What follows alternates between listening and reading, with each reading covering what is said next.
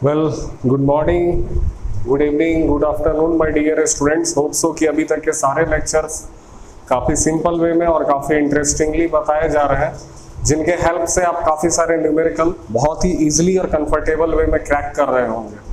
और काफ़ी सारे न्यूमेरिकल जो कंप्लीशन पॉइंट ऑफ व्यू से काफ़ी डिफरेंट मेथड से बताए गए, बहुत सारे मेथड से बताए गए, जिनके हेल्प से आप आसानी से न्यूमेरिकल्स क्रैक कर रहे होंगे। जैसे कि लास्ट लेक्चर हमारा चल रहा था क्यूबिकल स्केलेटन नेटवर्क के ऊपर में, या जिसे 12 वायर रेसिस्टेंस नेटवर्क कहते हैं। तो होप सो कि उसके सारे लेक्चर, मैंने 4 लेक्चर उस पर बनाए थे, और चारों लेक्चर में मैंने तकरीबन 3 तरीके के डिफरेंट मेथड्स डिस्कस किए हैं। क्यूब के अलग अलग 2 पॉइंट के अक्रॉस, डायगोनली अपोजिट पॉइंट या किसी भी एज के अक्रॉस जो 2 एंड पॉइंट होते हैं, या फेस के डायगोनली अपोजिट पॉइंट्स के बीच में, मैंने 3 मेथड से आपको इक्विवेलेंट रेसिस्टेंस निकालना बताया है। ठीक है, तो आज जो हमारा क्लास होगा वो अनबैलेंस्ड व्हीटस्टोन एंड ब्रिज का होगा। मैंने व्हीटस्टोन एंड ब्रिज पढ़ाया था, वहां मैंने आपसे जिक्र किया था कि व्हीटस्टोन एंड ब्रिज 2 कॉन्फ़िगरेशन में आती है। एक होती है बैलेंस्ड व्हीटस्टोन एंड ब्रिज और दूसरा होता है अनबैलेंस्ड व्हीटस्टोन एंड ब्रिज। तो व्हीटस्टोन एंड ब्रिज का बेसिक जो यूज होता है, एप्लीकेशन होता है, वो होता है तुम्हारा अननोन रेसिस्टेंस को फाइंड करने का। यानी कि अगर इसमें 4 रेसिस्टेंस लगे हुए हैं, ठीक है, और अगर बीच से गैल्वेनोमीटर से कोई भी करंट नहीं जाता है, तो हम कह सकते हैं कि ब्रिज हमारा बैलेंस है। यानी कि ब्रिज के लेफ्ट हाफ के रेसिस्टेंस का रेशियो और राइट हाफ के रेसिस्टेंस का रेशियो इक्वल होगा, और उस फॉर्मूले को हम अप्लाई करके हम इक्विवेलेंट रेसिस्टेंस भी निकाल सकते हैं और अननोन रेसिस्टेंस भी फाइंड कर सकते हैं। ठीक है, तो 2 तरह की व्हीटस्टोन एंड ब्रिज हमारे पास में होती थी। एक होता था हमारा बैलेंस्ड व्हीटस्टोन एंड ब्रिज और दूसरा होता था अनबैलेंस्ड।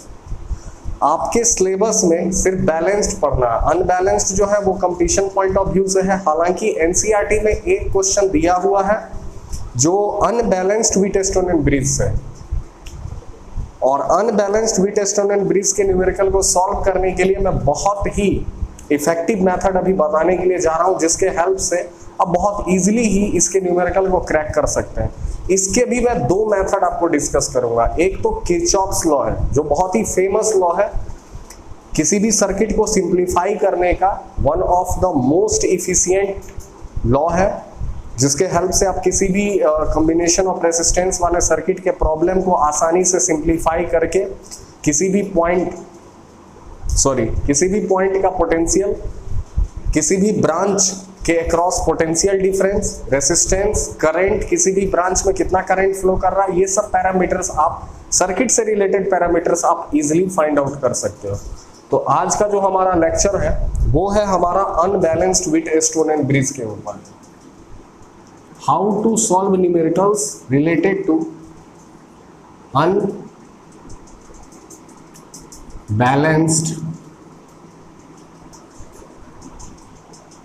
व्हीटस्टोन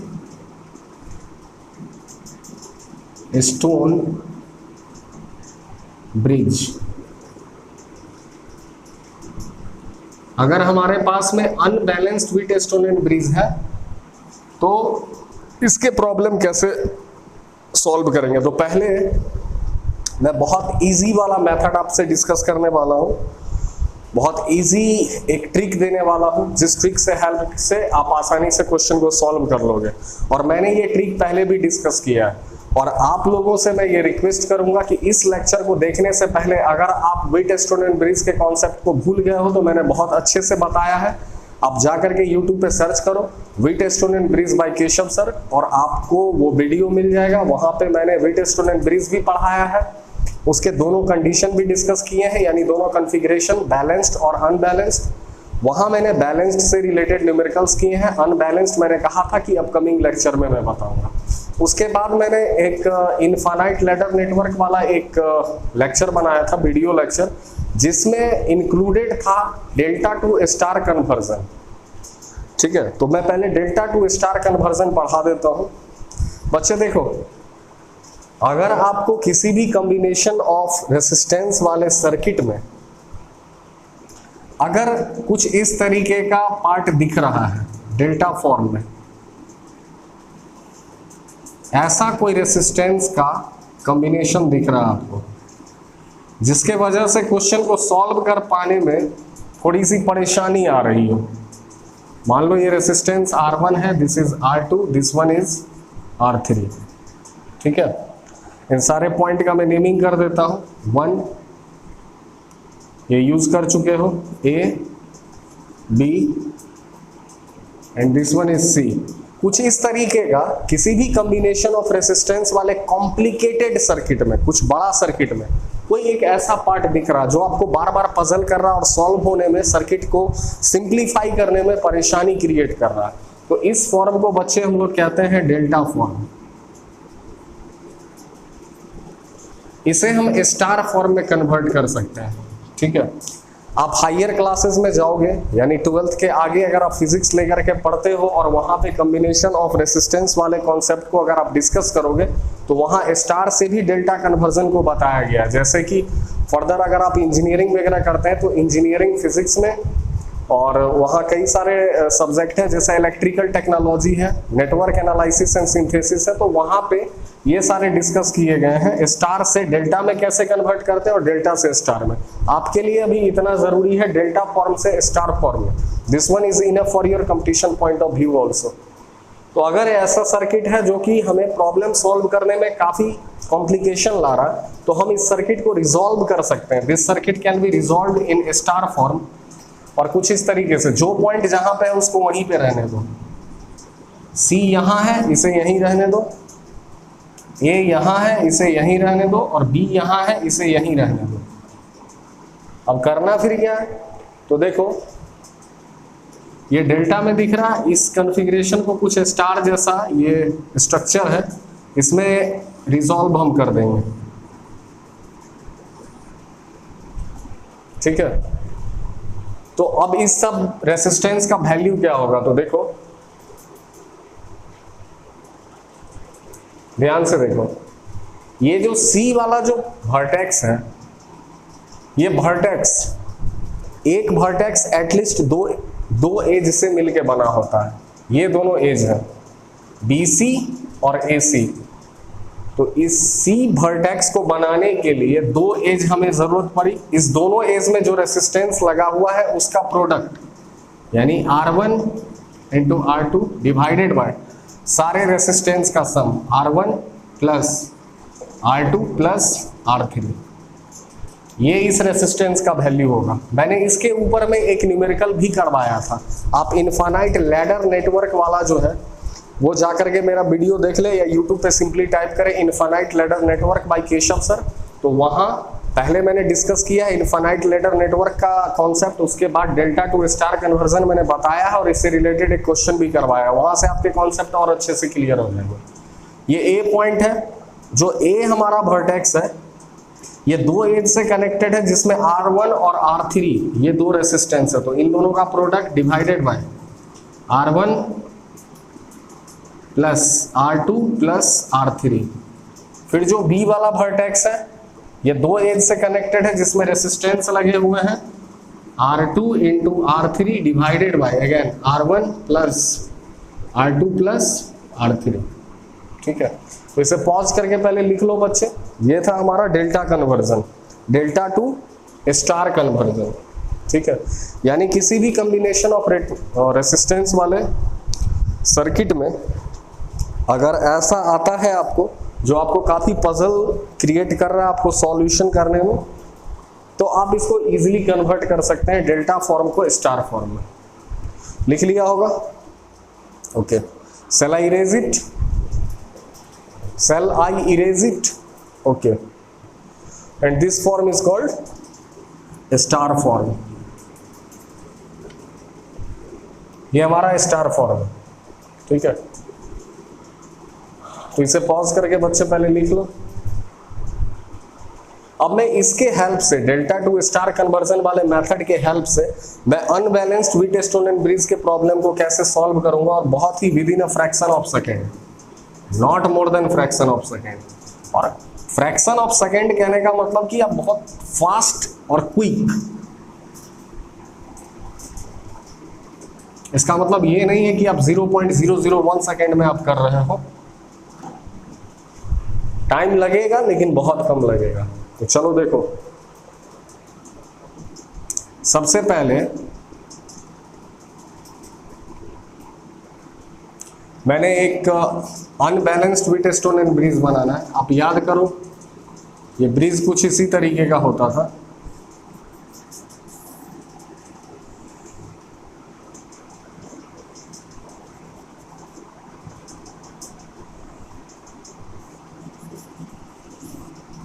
ठीक है, ये कुछ इस तरीके का ब्रिज होता था हमारा।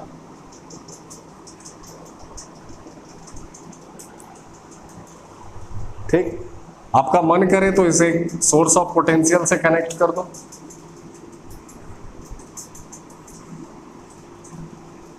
ठीक है, मैंने सारे एज का कुछ कुछ नेमिंग कर देना है, A B C D. Suppose this is V is equal to 20 volt. ठीक है, इस तरीके का क्वेश्चन दे दे। अच्छा, अब कैसे पता चलेगा ये अनबैलेंस्ड है?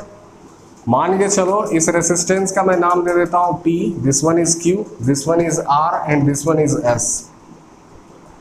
सपोज P जो है वो 10 ओम का, मैं कोई आसान सा वैल्यू लेता हूं। Q जो है वो 20 ओम का है, R जो है वो 20 ओम और S जो है वो 10 ओम का है, और ये बीच में G लगा हुआ है, G इज इक्वल टू ये भी 10 ओम का है। कोई भी वैल्यू लेकर के कर लो। अब ऐसा क्वेश्चन आ गया, अब चेक करो ये बैलेंस्ड है या अनबैलेंस्ड है। तो बैलेंस और अनबैलेंस्ड को चेक करने का कंडीशन था कि अगर इफ लेफ्ट हाफ के सर्किट के लेफ्ट हाफ में लगे हुए रेसिस्टेंस का रेशियो राइट हाफ के रेसिस्टेंस के रेशियो के बराबर है तो ब्रिज बैलेंस्ड है।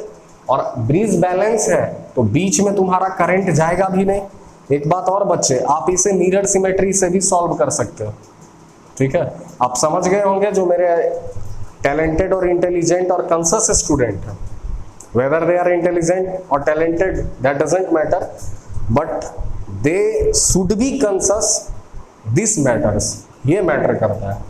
अगर वो कॉन्शियस है तो उन्हें ये चीज मिरर सिमेट्री से आसानी से वो सॉल्व कर सकते हैं।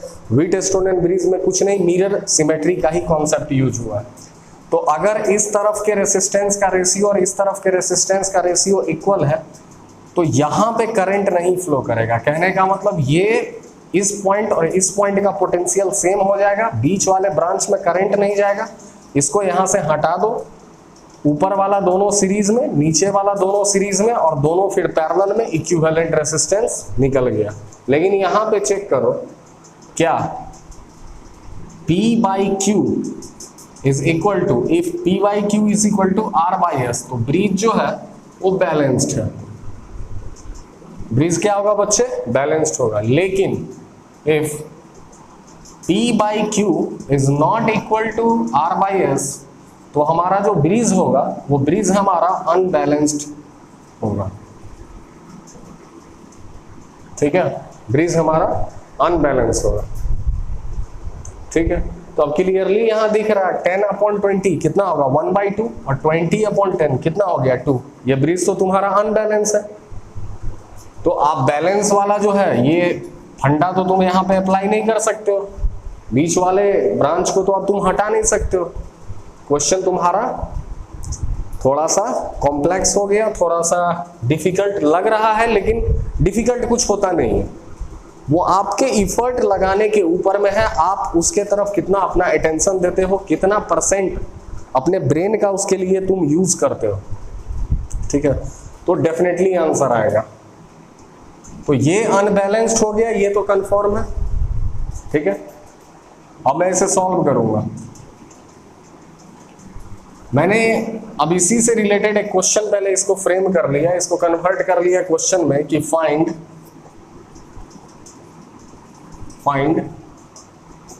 Resistance between A and C. A और सी के बीच में हमें रेसिस्टेंस निकालना है, इक्विवेलेंट रेसिस्टेंस। इस बैटरी का भी यहां कोई जरूरत नहीं है, ठीक है।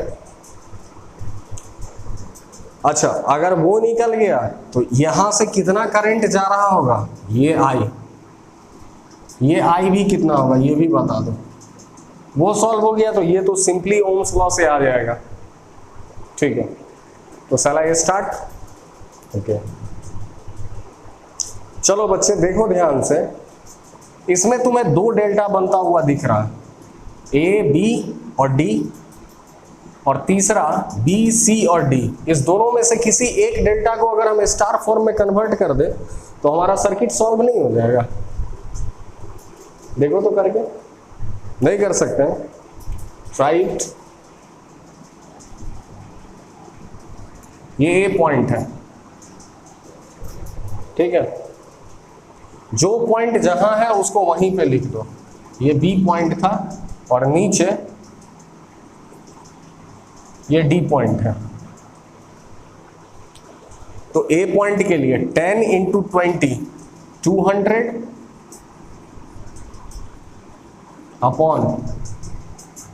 Upon 10 plus 10 20 plus 20 40।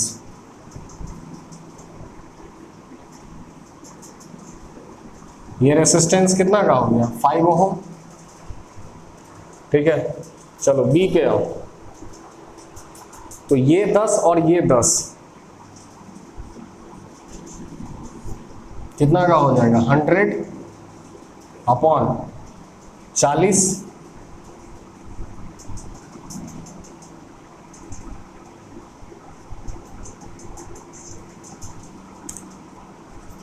5 अपॉन 2 है ना, यानी कि 2.5 ओम। आप सॉल्व कर दो। ये कैलकुलेशन थोड़ा सा यहाँ पे इसे कॉम्प्लेक्स दिखा रहा है, थोड़ा किचकिच ज़्यादा हो रहा है। डी पे पकड़ो तो कौन कौन सा, 20 और 10 कितना हो जाएगा, ये हो जाएगा 20 प्लस R1 इंटू R2 करते थे ना बच्चे, चेक कर लो, 20 इंटू 10 अपॉन इन सब का सम, तो 200 अपॉन 40 वो सही है। 10 इंटू 10 100, 100 अपॉन 40 वो भी सही है। अब डी पे तो 20 इंटू अगेन 20 इंटू 10 200 और डिवाइड करोगे 10 20 30 10 40 कितना हो जाएगा, ये 5 ओम। चेक कर लेना सबको, मे भी कैलकुलेशन एरर कहीं नहीं हो जाए। 200 ओके, ठीक है, 100 अपॉन 40 ये हो गया। अब बी से देखो कौन कौन कनेक्टेड है बच्चे, तो बी के साथ कनेक्टेड था ये सी वाला पॉइंट जहां पे रेसिस्टेंस लगा हुआ है 20 ओम का, और डी से कनेक्टेड था वो 10 ओम का। मुझे तो नहीं लग रहा है कि अब ये सी पॉइंट हो गया। Now I think the problem is completely solve. अभी मैंने बैटरी नहीं लगाया, कोई ज़रूरत भी नहीं है। अब मुझे नहीं लग रहा कि इस क्वेश्चन में कोई और कहीं परेशानी आ जाए। इक्विवेलेंट रेसिस्टेंस निकालने के लिए क्या करते थे, इस दोनों को एक बैटरी से जोड़ देंगे, जो बैटरी दिया हुआ वही बैटरी लगा लो, 20 वोल्ट। यहाँ से कुछ भी करंट आया होगा, करंट यहाँ तक आया, यहाँ पे करंट पहुँच के दो पार्ट में डिवाइड हुआ होगा, I1 और I2। इस दोनों से सेम करंट गया और इस दोनों से सेम करंट आया, फाइनली I1 अब प्लस I2 यहाँ पे आकर के मिला, that is equal to I। तो बैटरी से जितना करंट निकला बैटरी के पास उतना ही करंट पहुंच गया। अब ये 20 और वो, यहां तक पॉज करके पहले लिख लो तो बच्चे,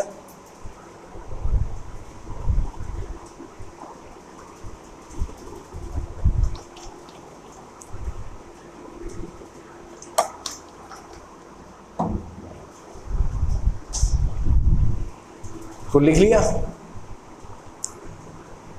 तो देखो अब मैं इसको मिटाने वाला हूं, इस पूरे को मैं अब मिटा दिया यहां से।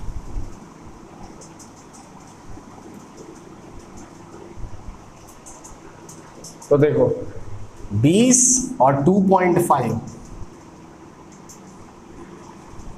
कितना आ जाएगा 22.5 और नीचे ये कितना आ जाएगा, यहां कौन कौन सा था, एक 10 ओम का था, ठीक है, और इसको सॉल्व करके 200.45 आया था, तो यहां 15 ओम का था।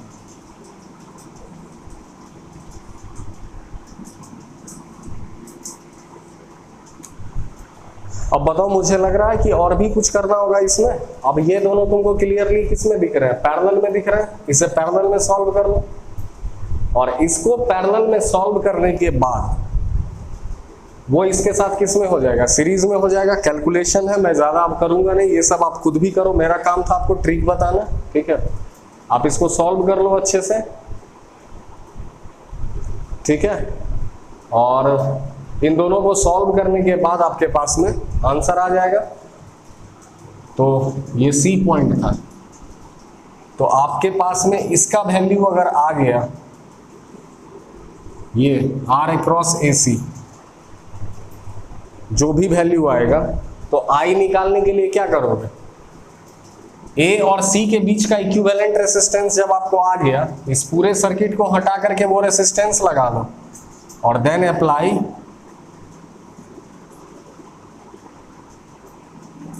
V इज इक्वल टू क्या होता है आई आर, तो I इज इक्वल टू क्या हो जाएगा V बाई आर, कितना है 20 बट्टा जो भी निकलेगा R between A and C, इसको पुट कर दो तो आपके पास में I आ जाएगा। क्लियर है बच्चे, कैलकुलेशन मैंने नहीं किया, ये आप खुद भी कर सकते हो। ये 1/22.5 प्लस 1/15, और इन दोनों का जो आएगा वो 5 ओम के साथ सीरीज में होगा, दोनों को कंबाइन कर दो, ए और सी के बीच में इक्विवेलेंट रेसिस्टेंस निकल जाएगा। मैं और क्वेश्चन करने के लिए इसके कैलकुलेशन में ज्यादा टाइम नहीं दे रहा हूं, ठीक है, ठीक है बच्चे, तो ये क्लियर है, ठीक है। क्वेश्चन ज्यादा से ज्यादा होना चाहिए, ये नहीं कि छोटे से कैलकुलेशन को लेकर के और उसमें 5 मिनट या 10 मिनट स्पेंड करने से अच्छा है कि हम नेक्स्ट क्वेश्चन की तरफ मूव करें। तो शैल आई इरेज इट। तो ये एक मेथड था आपके unbalanced with stone and bridge में इक्विवेलेंट रेसिस्टेंस निकालने का, और जो बहुत ही अच्छा मेथड है जिसका नाम है डेल्टा टू स्टार कन्वर्जन। इसमें 2 डेल्टा बन रहे हैं, इस दोनों में से किसी भी एक डेल्टा को स्टार में कन्वर्ट कर लो, पूरा सर्किट सिंप्लीफाई हो जाएगा, उसके बाद सर्किट को सॉल्व कर लो और इक्विवेलेंट रेसिस्टेंस निकाल लो।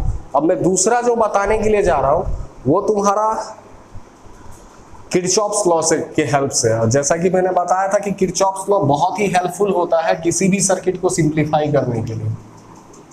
तो इसमें भी मैं सॉल्व कर दूंगा सब कुछ, कैलकुलेशन आपके लिए छोड़ दूंगा, आप भी कुछ करोगे तभी तो।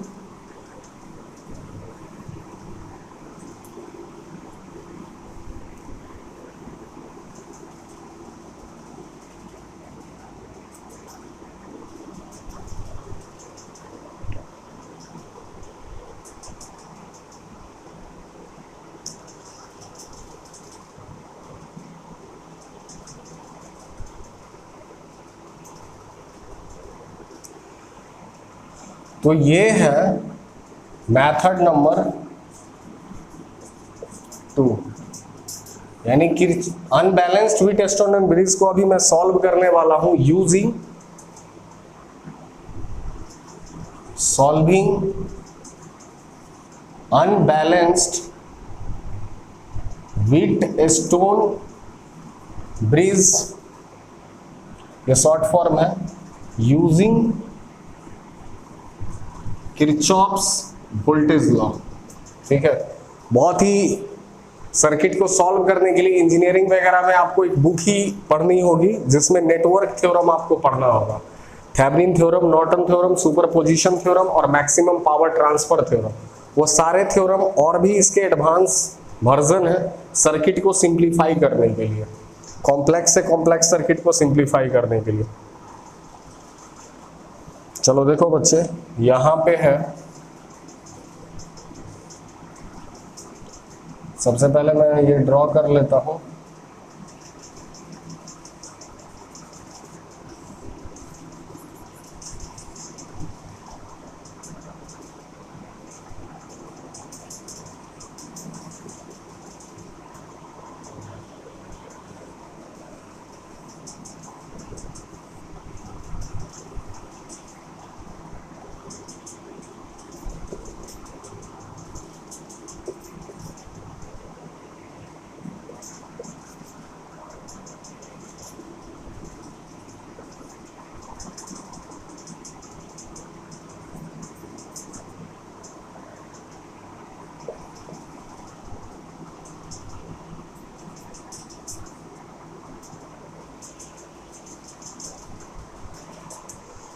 और यहां पे हमसे पूछ रहा है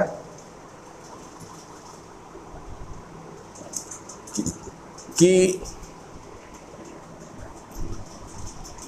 ये हमारा क्वेश्चन है। क्वेश्चन आप खुद भी बना सकते हो। सपोज ये ए पॉइंट है, ये बी पॉइंट है, ये सी है और ये डी पॉइंट। ठीक है बच्चे, तो यहां हमसे निकालने के लिए क्या रहा, सपोज इस बैटरी से कुछ करंट निकला होगा आई, और ये दिख रहा है ये अनबैलेंस्ड व्हीटस्टोन ब्रिज है, क्योंकि 10/60 that is not equal to 10/5। इधर तो 2 आएगा आंसर और इधर 10/6 आएगा। 10/6 का मतलब हुआ 5/3।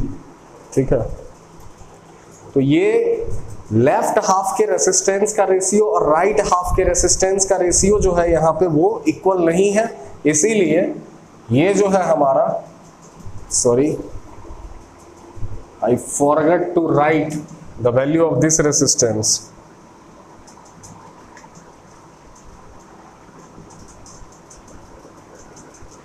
This is 15 Om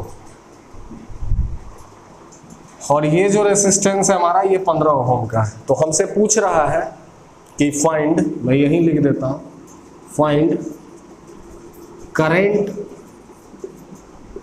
through each branch.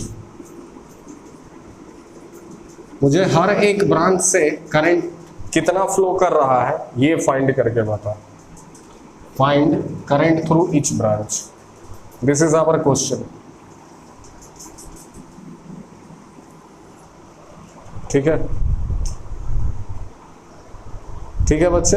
अब देखो ये आई करंट अगर निकला होगा तो यहां करंट पहुंचा, 2 पार्ट में डिवाइड हुआ, इक्वल रेसिस्टेंस तो है नहीं, कुछ करंट मतलब करंट यहां जो आई आया होगा वो अनइक्वली 2 पार्ट में डिवाइड हुआ होगा, इधर I1 और इधर कुछ I2 गया होगा। यहां कुछ करंट आया मान के चलो, यहां चूंकि गैल्वेनोमीटर लगा रहता बैलेंस्ड व्हीटस्टोन ब्रिज में, मैंने उस करंट का नाम दे दिया IG। तो इस तरफ कितना चला जाएगा करंट, I1 यहां तक आ रहा था, IG इस तरफ चला गया तो I1 माइनस IG, और IG यहां आ रहा था, I2 इधर से आ रहा था, ये दोनों मिलकर के कितना हो जाएगा I2 प्लस IG। तो हमने करंट का डिस्ट्रीब्यूशन कर लिया।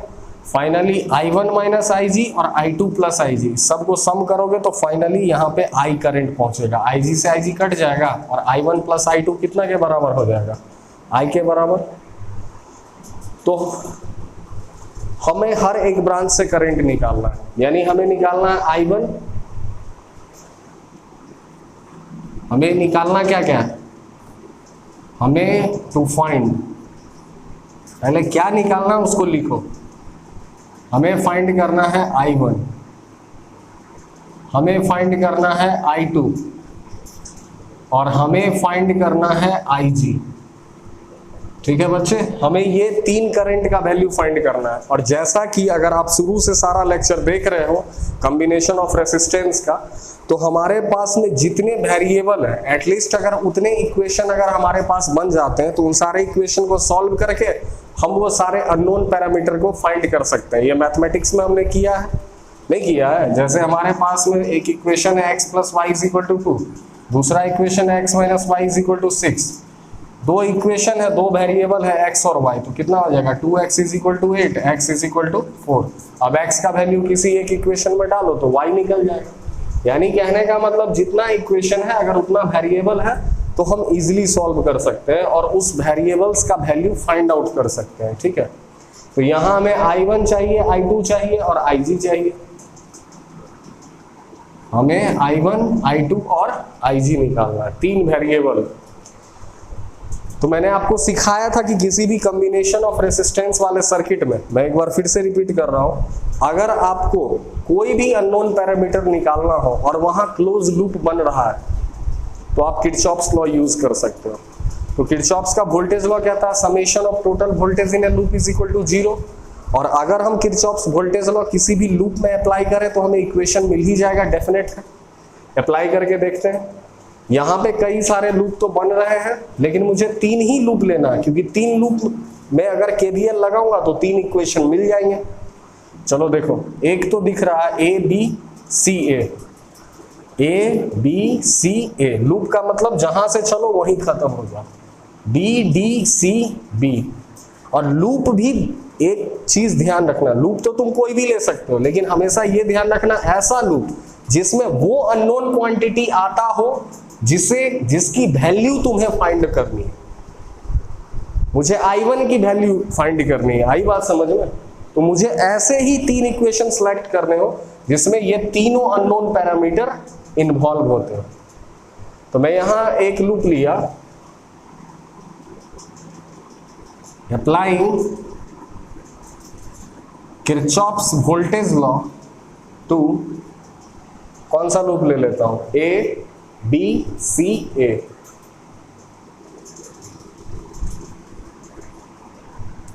ठीक है, लो A B C A, loop का डायरेक्शन ऐसे है, ए से बी, बी से सी, सी से ए, नाम लिख लिया वहां। तेरा मन करे ऐसे ले लो, ए सी बी ए, ये नहीं कि बुक से रट लो। लूप का मतलब जहां से चलो वहीं खत्म हो, और क्वेश्चन के अकॉर्डिंग लूप लो कि वो सारे जो अननोन वैल्यू तुम्हें फाइंड करने हो वो सारे उस लूप में आ रहे हैं या नहीं। ए से बी के तरफ जा रहा है, ठीक है, तो हम मूव कर रहे हैं ए से बी और करंट भी उसी डायरेक्शन में। कौन सा साइन, माइनस I1 ड्रॉप कितना हो जाएगा इनटू 100।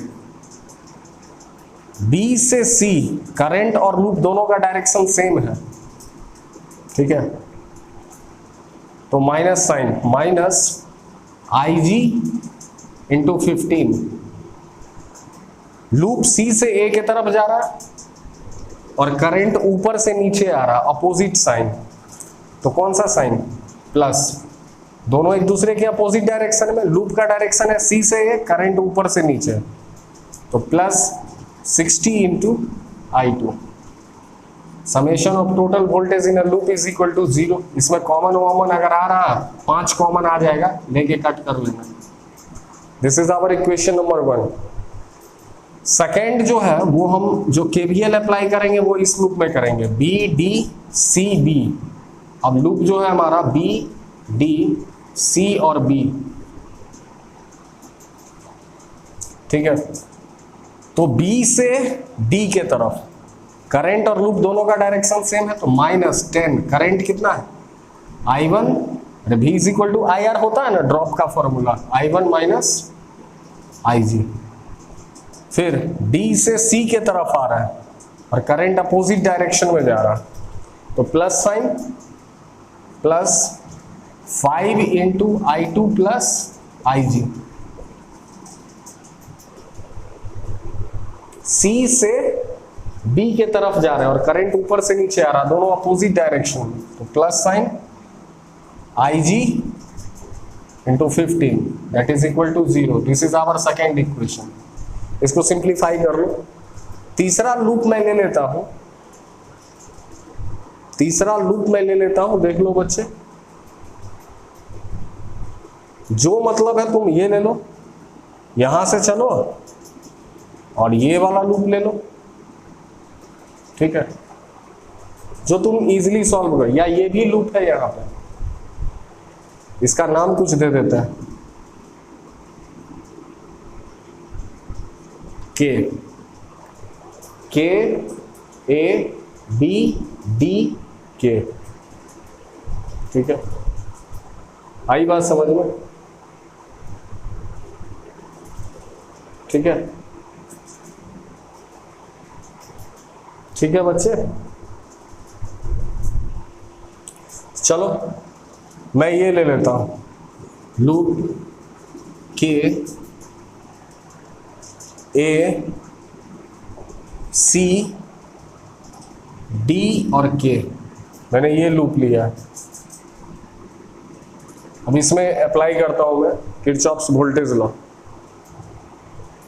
तो देखो, निगेटिव से पॉजिटिव कौन सा साइन ले लेंगे? प्लस। हम भी ऐसे जा रहे हैं ए से सी, करंट भी वैसे जा रहा है, दोनों सेम डायरेक्शन में। Minus 60 into I2। हम जा रहे हैं सी से डी और करंट भी ऐसे ही जा रहा है, दोनों सेम डायरेक्शन में। Minus 5 into I2 plus IG, और अगेन यहां पे पहुंच गए जहां से चले थे, दैट इज इक्वल टू 0। ये 3 इक्वेशन बन गए बच्चे। अब मैं इन इक्वेशन को सॉल्व नहीं करने वाला। 3 इक्वेशन है, दिख रहे हैं 3 वेरिएबल है, और अगर इस तीनों वेरिएबल को तुम सॉल्व कर लेते हो तो तुम I का भी वैल्यू निकाल लोगे। कैसे? I1 plus I2। ठीक है, तो मैं इसका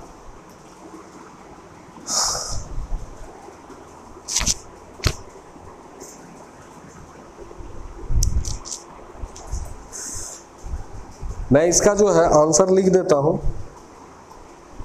इसमें एक का आंसर मैं जैसे लिख देता हूं कि IG का वैल्यू हमारे पास आएगा, आप चेक कर लेना, अगर सही है आ रहा तो 4.87 मिली एम्पेयर ये आएगा।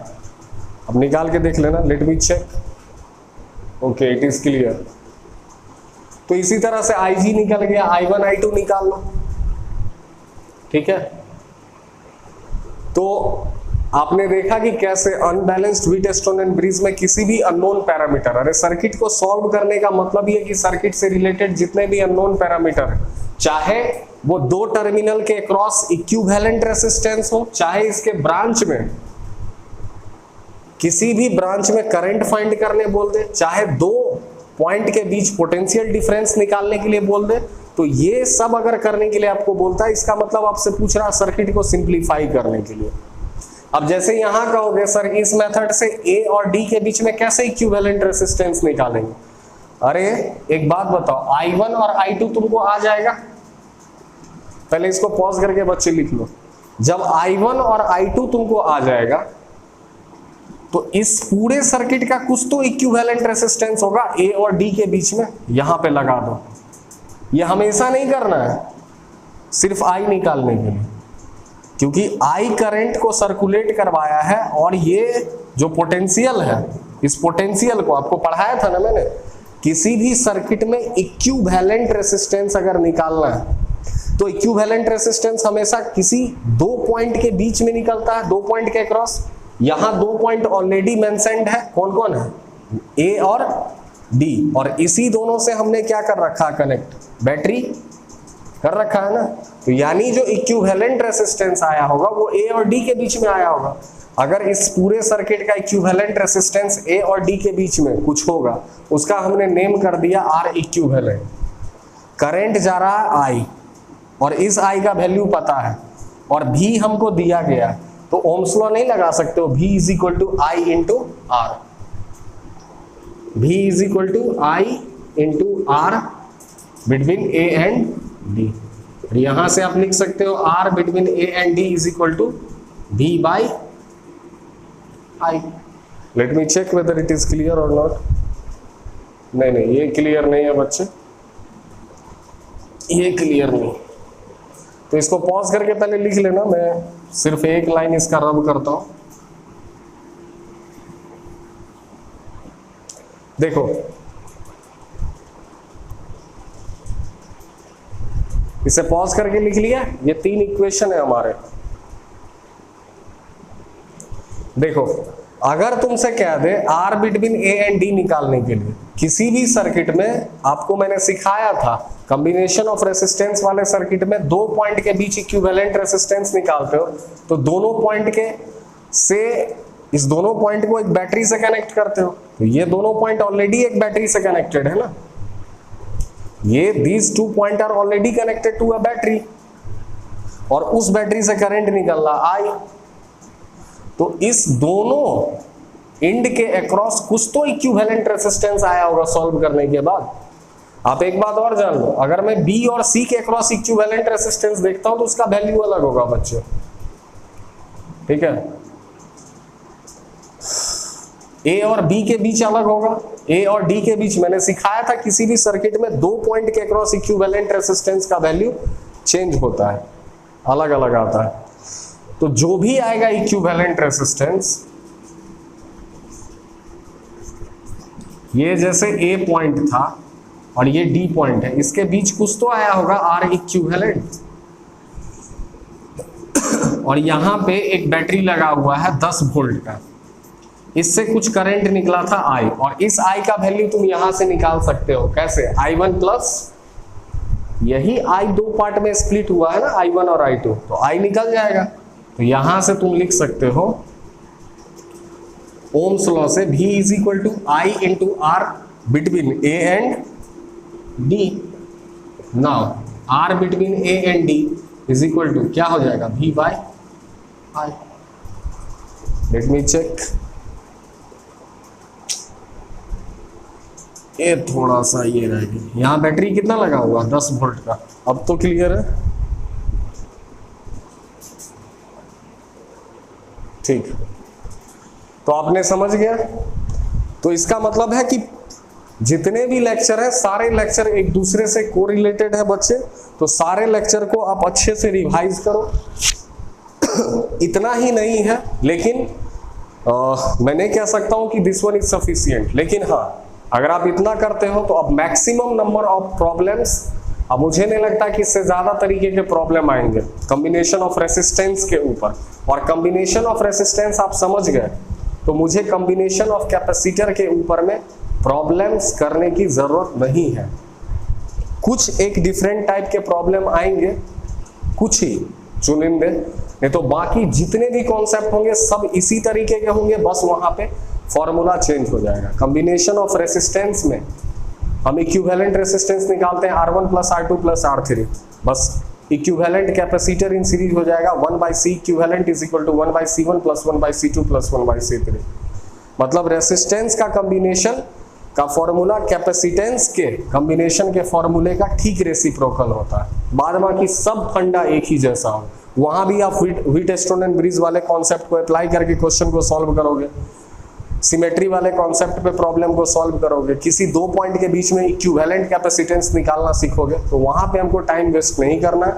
बच्चों का काफी सारा रिक्वेस्ट आ रहा है कि सर अगर ये तो प्योर रेसिस्टिव सर्किट था, यानी कि इसमें सिर्फ और सिर्फ रेसिस्टेंस लगा हुआ था, अगर किसी सर्किट में रेसिस्टेंस भी हो यानी रेसिस्टर और कैपेसिटर दोनों हो, RC सर्किट उसे कहते हैं, तो हाउ यू विल सॉल्व, ठीक है। ऐसे ही LC सर्किट भी आ जाएगा आपके पास में, इंडक्टर कैपेसिटर सर्किट, तीन नेटवर्क एलिमेंट होते हैं, इंडक्टर कैपेसिटर और resistor, RLC, R for resistor, L for inductor and C for capacitor.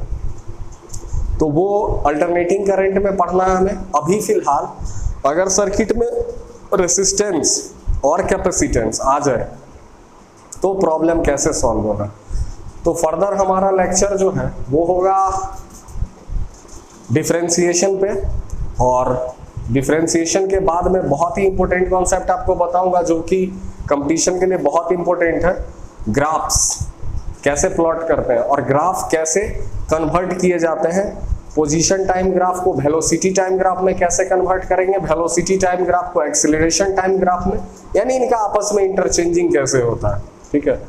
आपके SC वर्मा में इससे रिलेटेड क्वेश्चन नहीं है, लेकिन अरिहंत में है इससे रिलेटेड क्वेश्चन, तो और ये कंपटीशन के लिए भी काफी हेल्पफुल है। तो ये 11th का कॉन्सेप्ट है काइनेमेटिक्स का, ठीक है, जो बहुत सारी बुक जो है इस पे प्रॉब्लम देते भी हैं और नहीं भी देते हैं, लेकिन कंपटीशन में आने की काफी प्रोबेबिलिटी होती है। तो मैं ग्राफ से रिलेटेड कॉन्सेप्ट को बहुत इजीली, इतना इजी वे में आपको बताऊंगा जिसके हेल्प से आप मोर देन 95% क्वेश्चन तो डेफिनेटली क्रैक कर जाओगे, देखते ही क्रैक कर जाओगे। मैं एक लाइन का भी ट्रिक दूंगा कि देखते ही कैसे क्रैक करना है, और पूरे स्टेप बाय स्टेप प्रोसेस से बताऊंगा। लेकिन ग्राफ को समझने से पहले इंटीग्रेशन और डिफरेंशिएशन ग्राफिकल मेथड से आना चाहिए। तो पहले मैं डिफरेंशिएशन बता दूंगा और इंटीग्रेशन भी बताने का कोशिश करूंगा, लेकिन नहीं भी इंटीग्रेशन अगर बताऊंगा तो आप डिफरेंशिएशन का यूज करके कन्वर्जन ऑफ ग्राफ कर सकते हैं। लेकिन without understanding differentiation and integration, never think और dream about to touch, even touch the kinematics. Kinematics की तरफ आंख भी मत उठाना, टच भी मत करना। डिफरेंशिएशन और इंटीग्रेशन का ग्राफिकल मीनिंग अगर तुम्हें समझ में अच्छे से आ गया तो काइनेमेटिक्स आपके लिए कुछ भी नहीं, ठीक है। तो ये था हमारा, हर एक लेक्चर एक दूसरे से रिलेटेड है। जैसे मैंने अभी यहाँ पे बताया, आप इक्विवेलेंट रेसिस्टेंस इससे भी निकाल सकते हो, लेकिन आपने देखा दोनों में इसमें इक्वेशंस बनाने हैं। ये तो है ही हमारा, ये बहुत ही पुराना मेथड है, ओल्ड इज गोल्ड, वही वाली बात है। और एक मैंने बताया था डेल्टा टू स्टार कन्वर्जन। तो दोनों मेथड बहुत ही अच्छे हैं, आपको जो मन करे वो फॉलो करो। ऑल द वेरी बेस्ट, ठीक है।